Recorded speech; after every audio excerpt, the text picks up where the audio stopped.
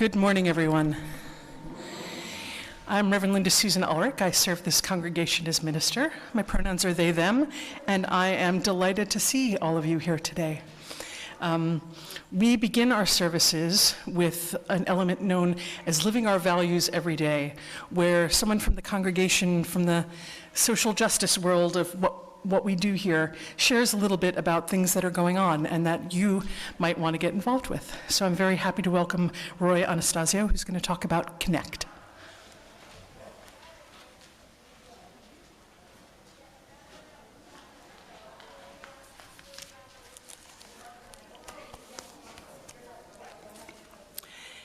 Good morning. We are getting ready for a very exciting time in the history of our Connect membership, our second organization-wide house meeting campaign. In the next couple of weeks, many of you will be hearing from a fellow USNHer inviting you to a house meeting. So on behalf of the core team, I sincerely urge you to accept. You don't need to prepare, just be present.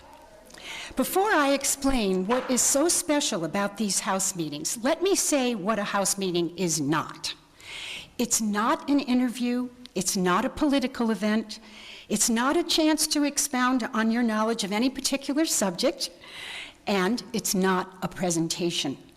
A house meeting is a small group of people who get together to talk about our concerns, share personal stories, and build deeper relationships among ourselves.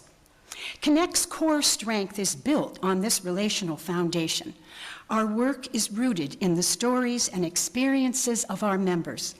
It is from listening to and sharing with each other that we are enabled to identify the issues and the challenges we face in common and can act on together. The goal this time is to have 1,000 people from all 37 congregations participate.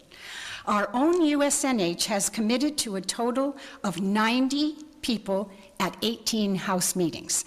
Now, we have a reputation within Connect for showing up in impressive numbers, so I know USNH can do it again. Here's what's so important about our participation.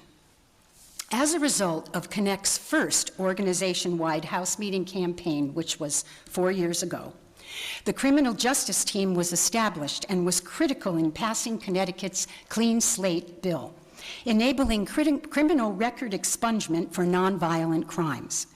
In addition, the health/mental health team's leadership led directly to new legislation that mandates the collection of health data, which includes race, ethnicity, and language data, making it easier to identify disparities in our healthcare system.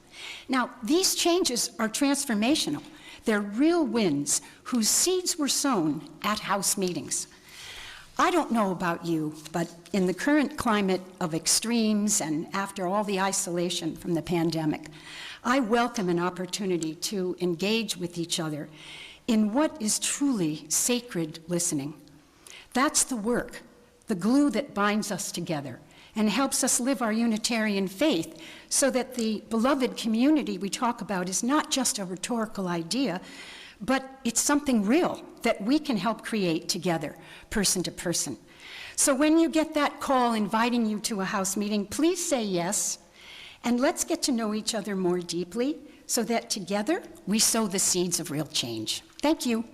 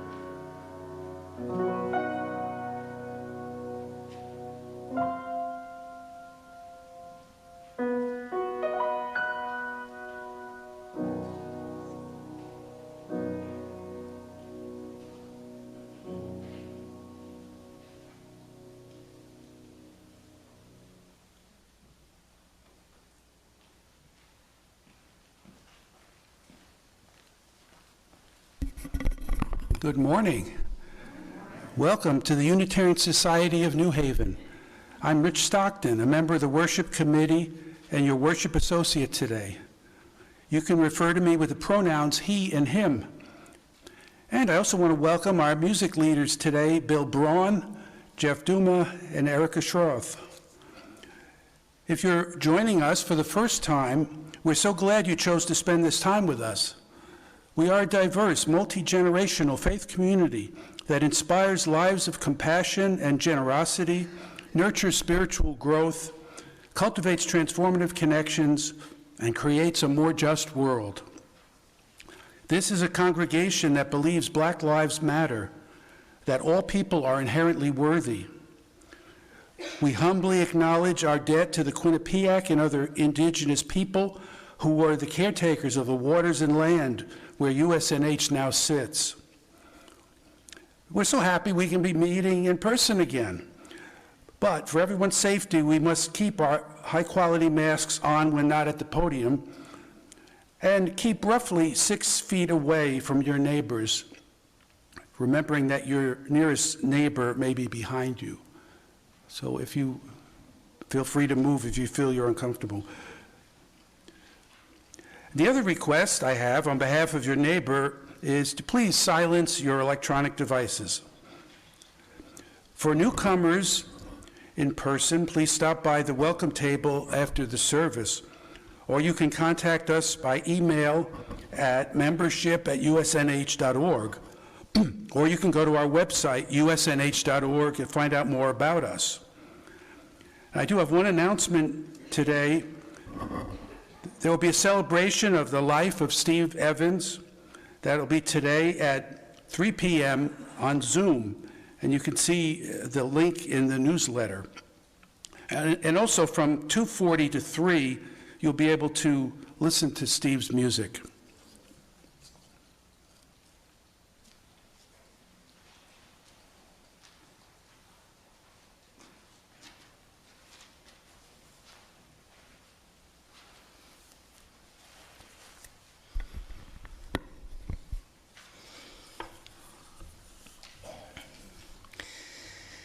Every mountain is a sacred mountain.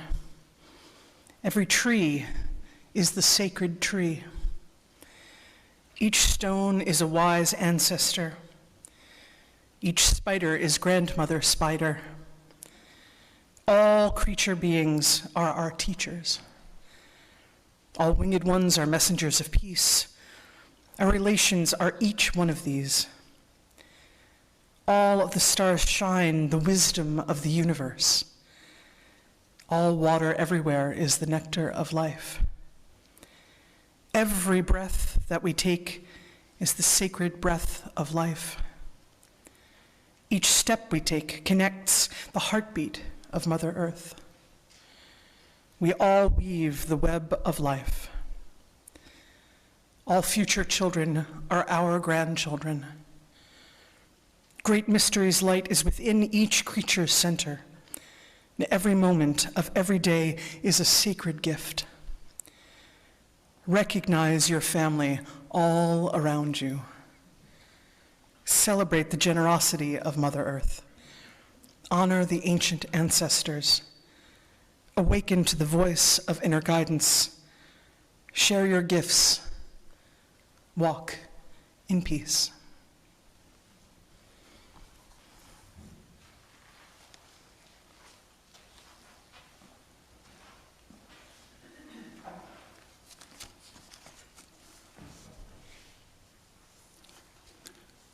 We light this chalice, spark of the original fire of creation, to remind us that we all on this planet, the furred, the feathered, the finned, and the scaled, along with us and all plants and living things, we are all made of the same star stuff and all share a common destiny.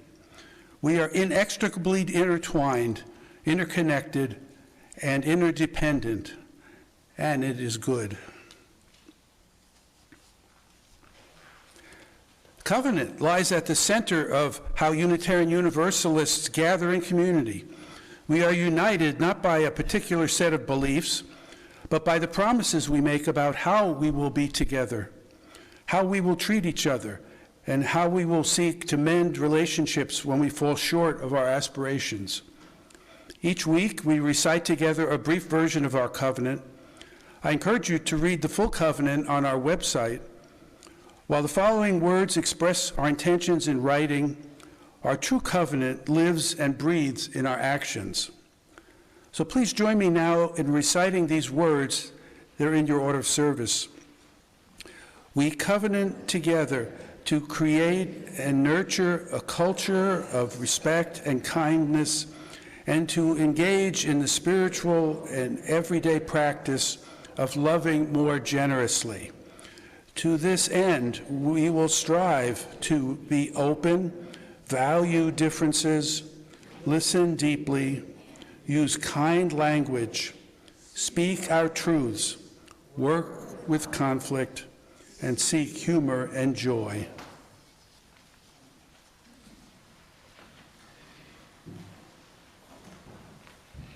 Good morning. As we, as a community, transition back to in-person worship, the choir will be singing our morning hymns. For now, we ask that you refrain from singing along, but we hope that the time will come soon when we can invite everyone present at our worship services to sing together. Thanks.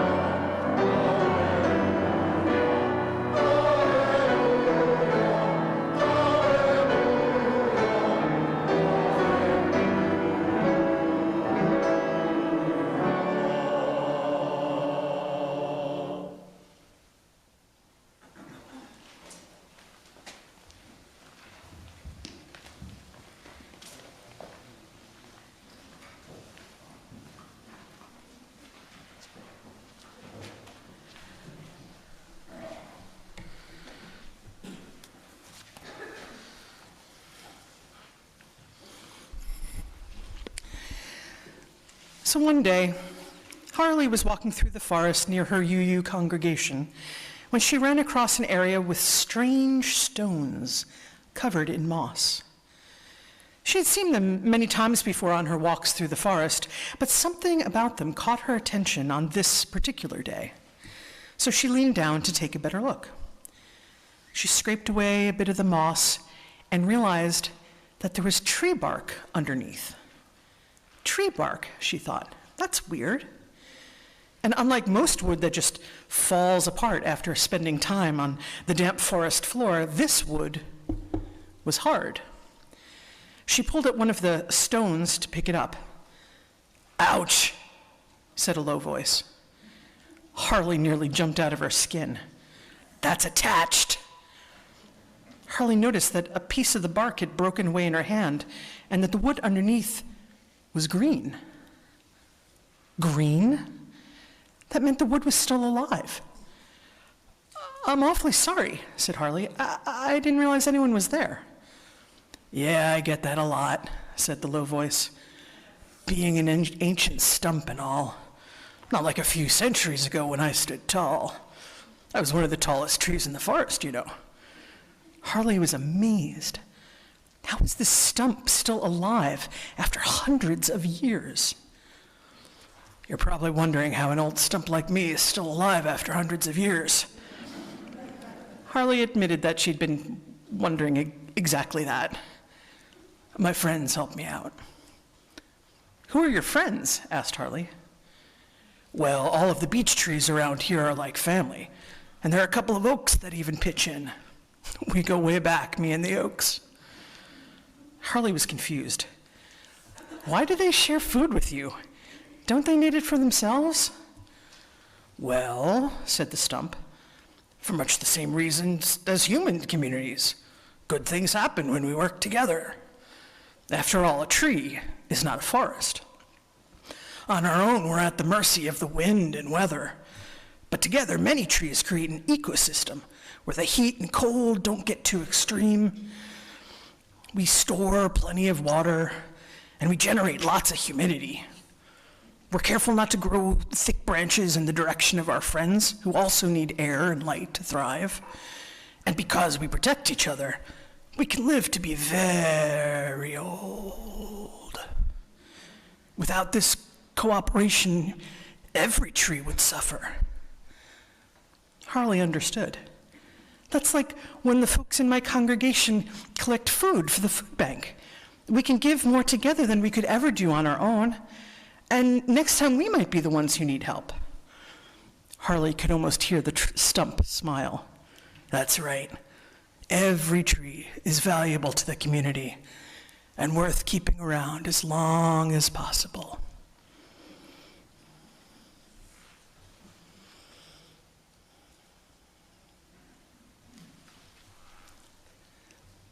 Because each of us is a valuable part of a wider community, we set aside time every Sunday to let our joy spread and have our sorrows held by this community. On some days, though, like today, our hearts are particularly heavy. Today, we join together in lamenting and condemning the invasion of Ukraine by Russian President Vladimir Putin. We mourn the lives already lost and the destruction that continues to unfold in Kyiv and other parts of the country. We pledge solidarity with the Russian people who are protesting this war, risking their own freedom to denounce Putin's actions. May peace and independence return to Ukraine swiftly. We reject the Texas governor's attempt to label gender-affirming care of transgender youth as child abuse by supportive parents. In reality, such care saves lives. We applaud the medical professionals, district attorneys, and other officials who have publicly stated their refusal to take part in such investigations.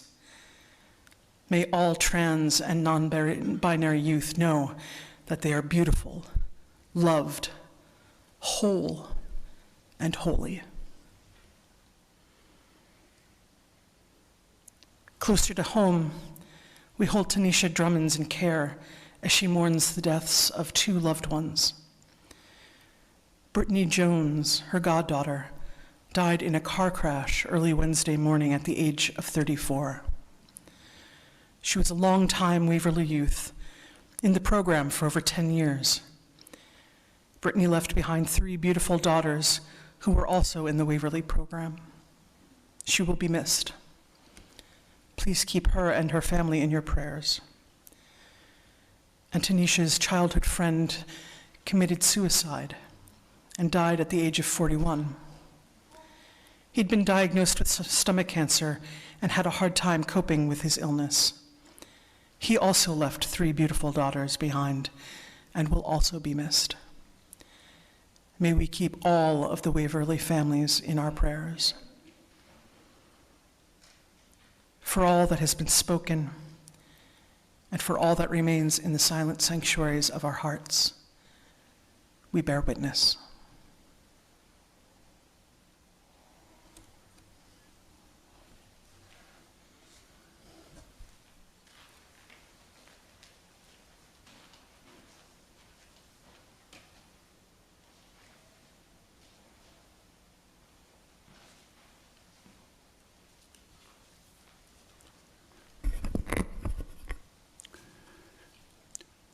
As we have been blessed, so we bless one another.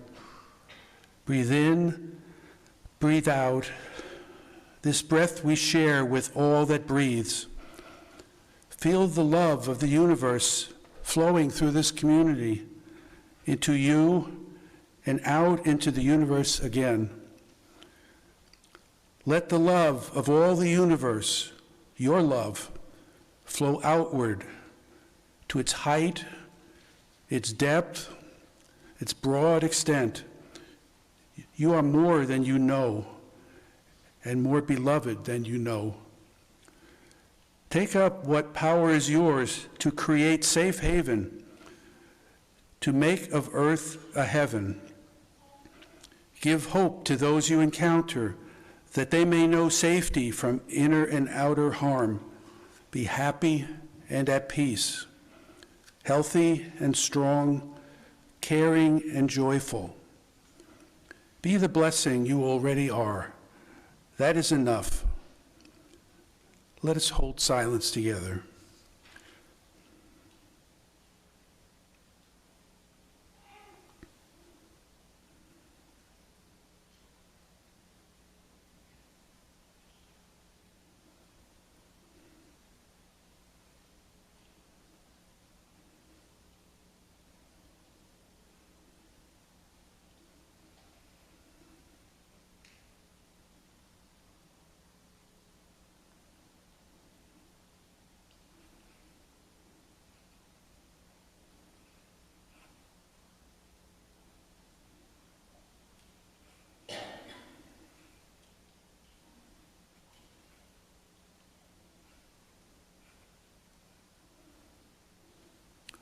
Amen.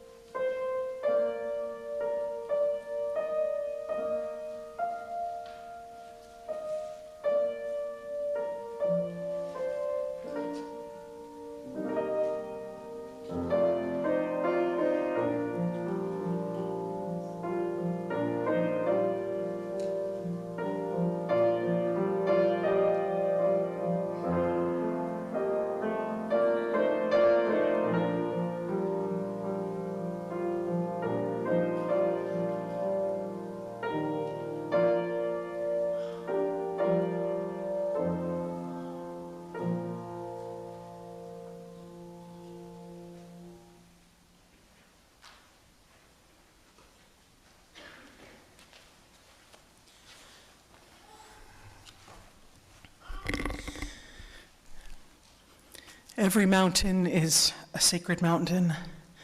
Every tree is the sacred tree.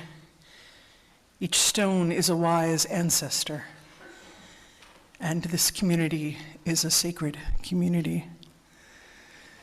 What we do here is only possible because each of us, each individual precious one of us, takes responsibility for some part of it. Whether that is coming here on Sundays, or leading a committee, or teaching in religious education, or indeed making a gift to help the programs keep running. So this is the part where I ask you about the financial gift part. Because it is necessary. It's a tool that turns the energy into the transformative power of community and change. So I invite you at the end of the service to give as generously as you can. Or if you're online, go to usnh.org and you'll see where it says donate in the upper right part of the screen. You can also send a check made out to USNH at 700 Hartford Turnpike, Hamden, Connecticut, 06517. Thank you for all of your generosity.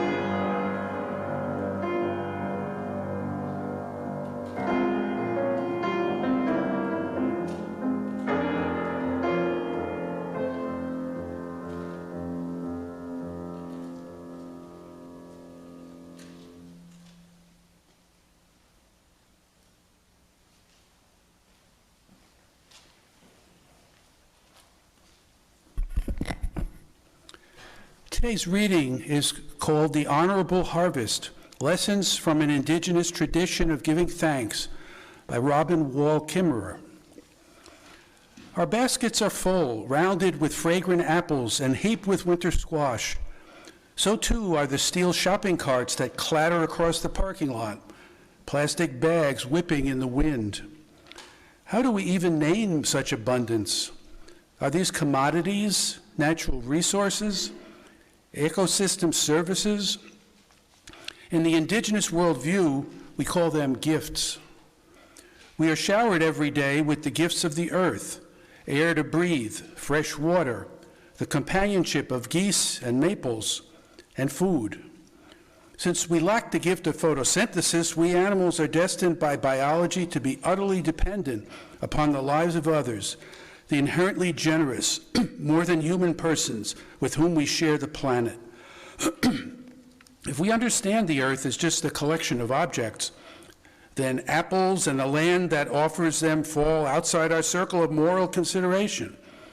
We tell ourselves that we can use them however we please because their lives don't matter. But in a worldview that understands them as persons, their lives matter very much. Recognition of personhood does not mean that we don't consume, but that we are accountable for the lives that we take. When we speak of the living world as kin, we also are called to act in new ways, so that when we take those lives, we must do it in such a way that brings honor to the life that is taken and honor to the ones receiving it. The canon of indigenous principles that govern the exchange of life for life is known as the honorable harvest. They are rules of sorts that govern our taking so that the world is as rich for the seventh generation as it is for us. The honorable harvest, a practice both ancient and urgent, applies to every exchange between people and the earth. Its protocol is not written down, but if it were, it would look something like this. Ask permission of the ones whose lives you seek. Abide by the answer. Never take the first. Never take the last. Harvest in a way that minimizes harm. Take only what you need and leave some for others. Use everything that you take. Take only that which is given to you. Share it as the earth has shared with you. Be grateful. Reciprocate the gift. Sustain the ones who sustain you, and the earth will last forever. Though we live in a world made of gifts, we find ourselves harnessed to institutions and an economy that relentlessly asks, what more can we take from the earth? In order for balance to occur, we cannot keep taking without replenishing. Don't we need to ask, what can we give? The honorable harvest is a covenant of reciprocity between humans and the land. This simple list may seem like a quaint prescription for how to pick berries, but it is the root of a sophisticated ethical protocol that could guide us in a time when unbridled exploitation threatens the life that surrounds us. Western economies and institutions enmess us all in a profoundly dishonorable harvest. Collectively, by assent or by inaction, we have chosen the policies we live by. We can choose again. What if the honorable harvest were the law of the land, and humans, not just plants and animals, fulfilled the purpose of supporting the lives of others? What would the world look like if a developer poised to convert a meadow to a shopping mall had first asked permission of the meadowlarks and the goldenrod, and abide by their answer? What if we fill our shopping baskets with only that which is needed and give something back in return? How can we reciprocate the gifts of the earth? In gratitude, in ceremony, through acts of practical reverence and land stewardship, in fierce defense of the places we love, in art, in science, in song, in gardens, in children, in ballads, in stories of renewal, in creative resistance, in how we spend our money and our precious lives, by refusing to be complicit with the forces of ecological destruction. Whatever our gift, we are called to give it and dance for the renewal of the world.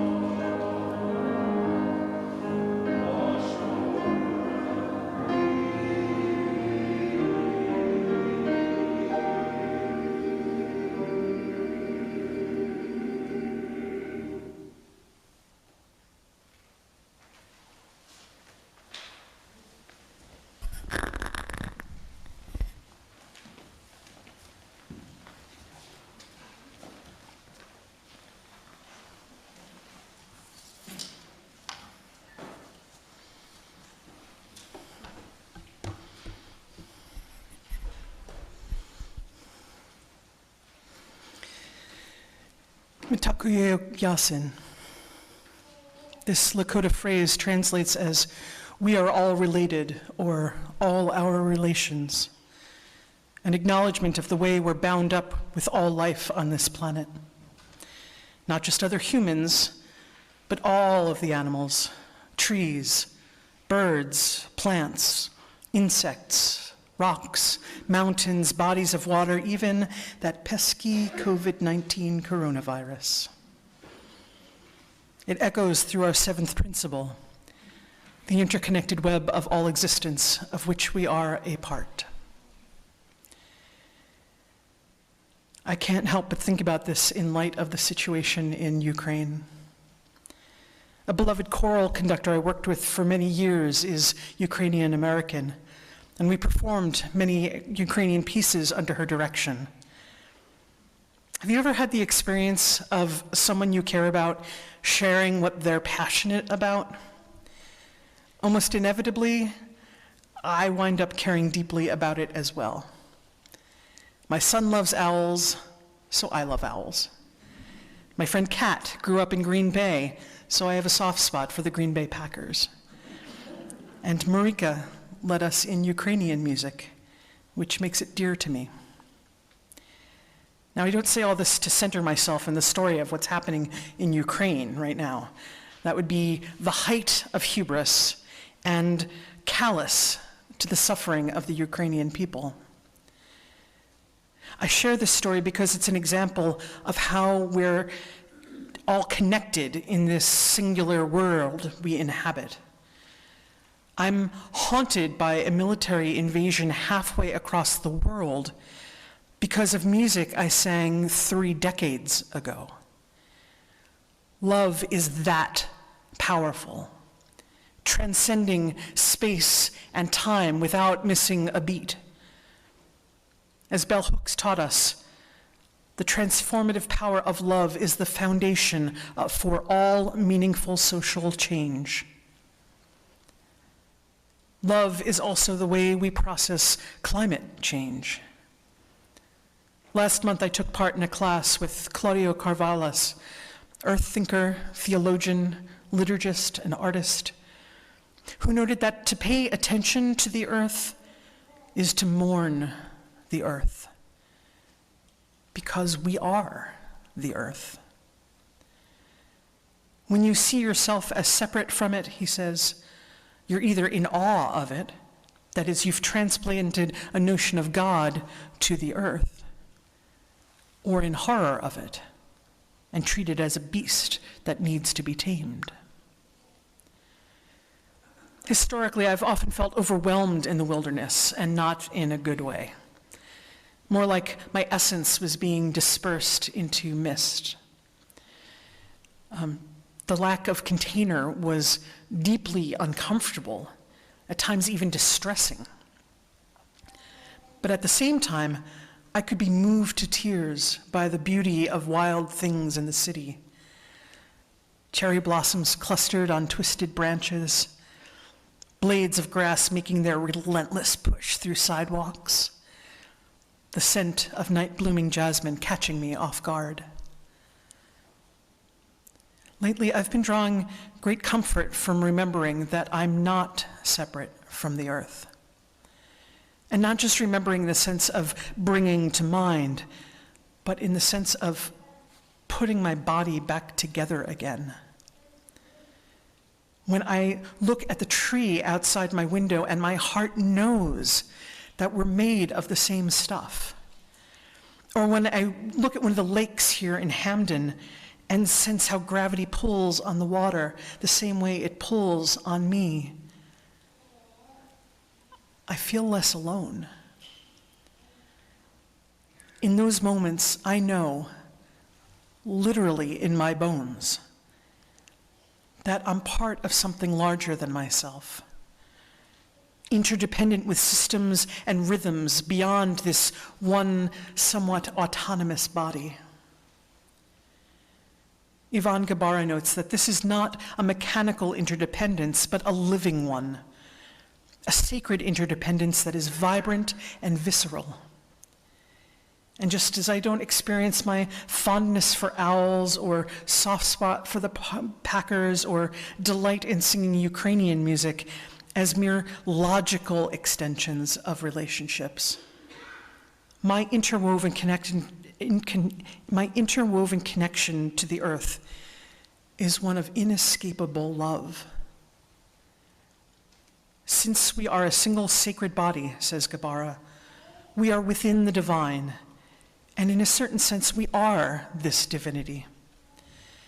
The individual is not annihilated, but is instead related to a wider whole, without which life would be impossible.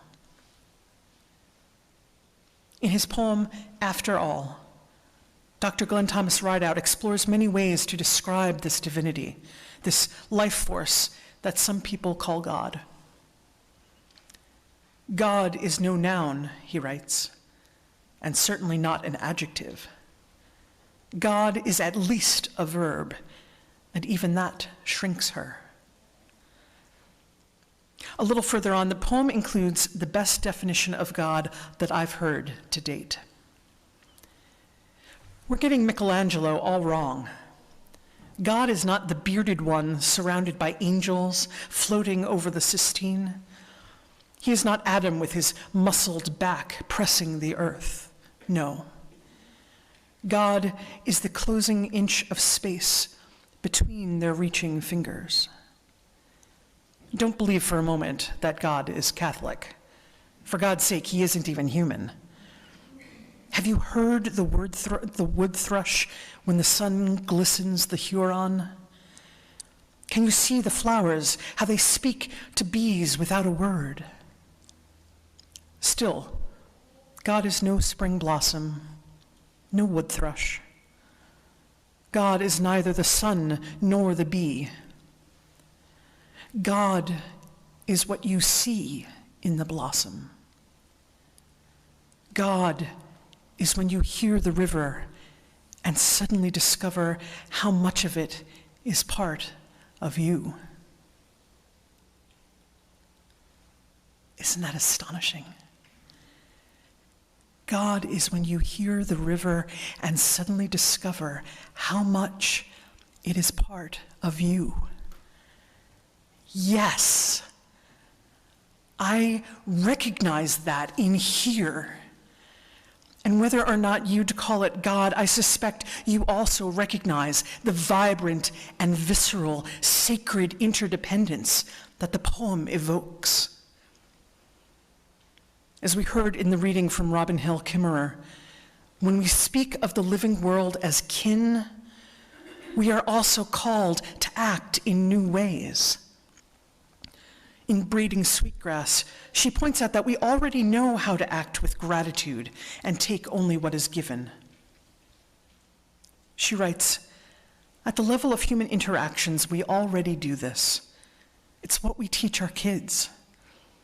If you're visiting your sweet grandma and she offers you homemade cookies on her favorite china plate, you know what to do.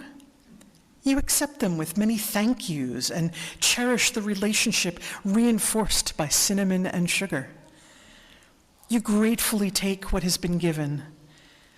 But you wouldn't dream of breaking into her pantry and just taking all the cookies without invitation, grabbing her china plate for good measure.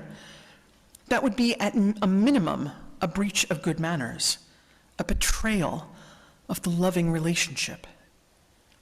What's more, your grandma would be heartbroken and not inclined to bake more cookies for you anytime soon. This profound mutuality between humans and the earth comes with responsibilities that our society has forgotten or ignored. With climate chaos on the rise, we simply can't carry on as we have. This month we've been working on the theme of widening the circle. To do that, though, we must remind ourselves constantly, though, that we're part of a circle with our fellow travelers on this planet, not a pyramid with humans as the pinnacle of existence. Reverend Adam Robersmith asks, Are the nourishments, life-sustaining cycles, and blessings of this world only worth saving because we should be afraid of some hellish future? Our environment is not valuable because it has a financial equivalent. It is not valuable because scientists and some activists tell us that if we do not stop sinning against the earth over consuming fossil fuels, for example, then we will create an apocalypse. The earth is valuable because it is good and is a dynamic, living ecosystem. Yeah, that's right. See? Roland gets it. Robert Smith continues, if we as a nation, a people, or a species loved this planet as our universalist ancestors understood loving God, we would already have made so many different choices about how we live on this earth and with each other. Those universalists believed that loving God was its own reward and engaging in sin its own punishment. Hosea Ballou thought that the preaching of future rewards and punishments for the purpose of inducing people to love God and moral virtue is not only useless, but pernicious. That's his language. Because the underlying assumption is that God and moral virtue are in themselves unlovely and unworthy of being loved. Fear as a motivating factor, in other words, doesn't get you very far. Love, though, that's a different story. The Universalists understood the divine as holding us in a profoundly loving embrace that we'd done nothing to earn and could do nothing to lose. This is what the earth does for us as well. We don't create our own food. We're wholly dependent on the earth, sun, water, and other life forms to provide us nourishment. We didn't earn the right to be born and take up corporeal life. It was a gift given to us. My goal here isn't to wag fingers or trash humanity. Far from it. Rather, I want you to move past the fear and the trauma and the worries and the frozenness. I want you to tap into the love that the earth shows you every day and reconnect with the part of yourself that can never forget how much you love this broken and beautiful world in return. As Rideout reminds us, while God is not you, God is somewhere in the 14 billion years which have come to mean that you are. I want your lives to proclaim love in every action you take. I want you to practice seeing the blossom and listening for the river. I want you to dive into the living waters of this planet and come up refreshed, renewed, and full of resolve. Because the transformative power of love is the foundation for all meaningful social change. And all our relations are counting on us. Amen, Ashe, and blessed be.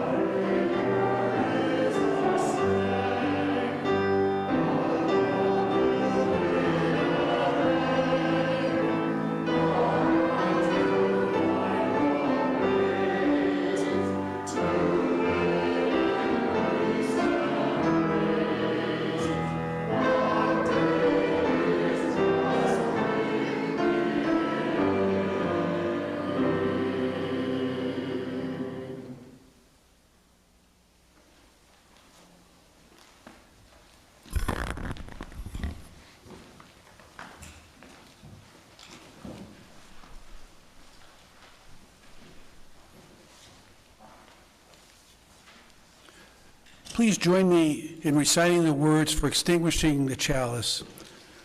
We extinguish this flame, but not the light of truth, the warmth of community, or the fire of commitment.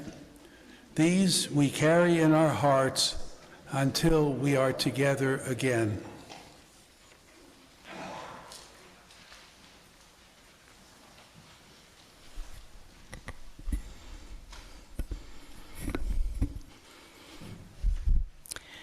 It's such a simple message, friends. Love. But it's a simple message. Just because it's simple doesn't mean it's easy. But when we tap into that deep knowledge, that deep connection, that place that goes from our hearts directly into the center of the earth and feels the fire there, then we have an unending supply to feed us, to nourish us, to help us make the change that is necessary, not out of fear, but because we love this place, each other, and all of our relations fiercely. That is what I hope you carry with you as you go forth with courage and with kindness to be a blessing to this broken and beautiful world. Amen.